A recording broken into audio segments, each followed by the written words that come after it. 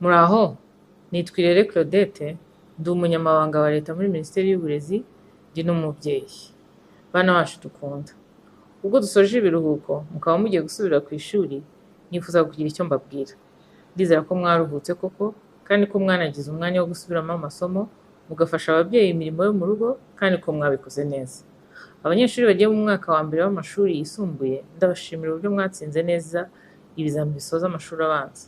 Muzakomeze gukorana umurava kugira ngo muzasoze icyiciro rusange mufite amanota meza. Ubu butumwa kandi ndabuha abanyeshuri bagiye mu mwaka wa kane w'amashuri yisumbuye. Imbaraga muzashyira mu masomo mugiye kwiga nizo zizagena umusaruro muzabona ubwo muzasoza icyiciro gishya mutangiye.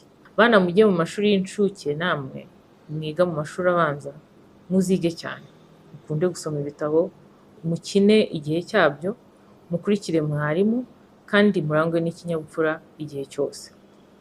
Ababyeyi dufatanyije kurerera u Rwanda, turabasaba guha abana banyu inama n'impanuro mbere yo gusubira ku ishuri. Mubatege amatwi, mubahwiturire aho bitagenze neza, kandi mubahe ibikoresho bakenera igihe cyose bari ku ishuri. Reka mfate uyu mwanya mbibutse ababyeyi ko musabwa kohereza abana ku ishuri ku gihe, mukurikije uko ingengabihe y'umwaka w'amashuri biteganya.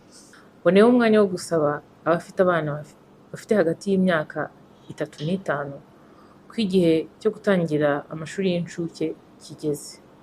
Mwihutire kubajyana ku mashuri kuko bibategura kuziga neza ibyiciro by'amashuri bizakurikira. Barezi namwe mu bwitange n'umurava musanganywe, uyu ni umwanya wo gusubira ku ishuri, kuzuza inshingano zanyu neza nk'abarimu, mukarangwa n'ubupfura n'ubunyamwuga, bityo tugafasha abanyeshuri uko bikwiye. Tubifurije kuzagira amasomo meza.